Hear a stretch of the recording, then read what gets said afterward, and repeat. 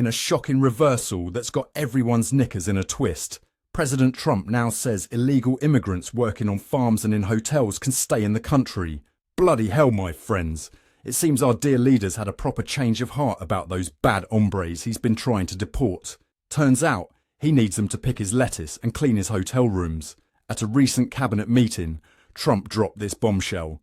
We have to take care of our farmers and hotels, and various places where they need people. Well, knock me down with a feather.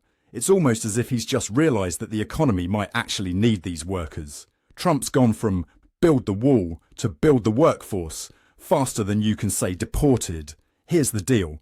Trump's proposing that undocumented workers in agriculture and hospitality can leave the country voluntarily for about 2 months, then come back as legal workers, if their bosses vouch for them. It's like a game of musical chairs, but with people's lives in it. This is the same bloke who declared illegal immigration a national emergency on January 20th, 2025 and was banging on about the largest mass deportation operation in US history.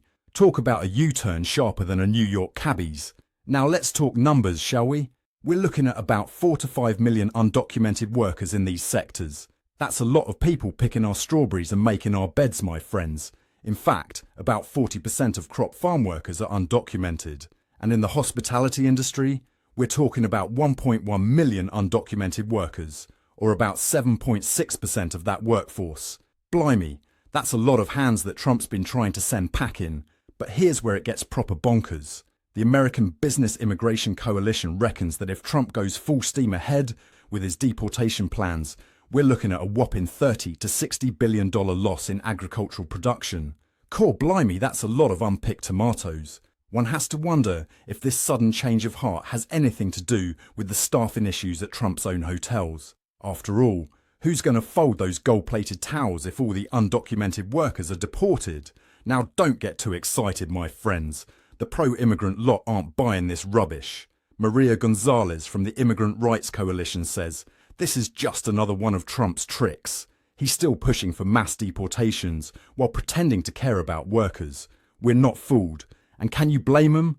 This is the same geezer who signed the Larkin-Riley Act on January 23, 2025, initiating extensive immigration reforms that seem to contradict this new proposal.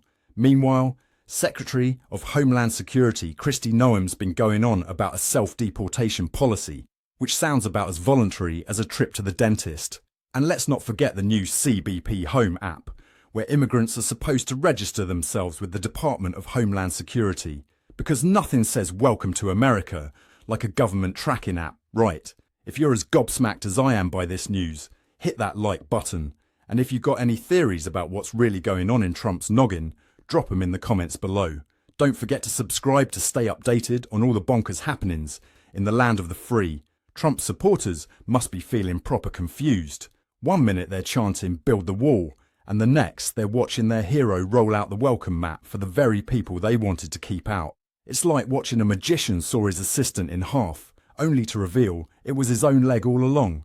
In the grand scheme of things, this flip-flop shows just how complicated the immigration issue really is. While other countries are scratching their heads over similar problems, America's taking the lead in policy whiplash. It's a reminder that in the world of politics, today's bad hombre could be tomorrow's essential worker. I'm Ron DeParmesan, and this has been another Newscat special report. Thank you for watching, and don't go far because another breaking story is right around the corner. Remember, in Trump's America, the only thing consistent is the inconsistency. Meow, that's what I call a plot twist.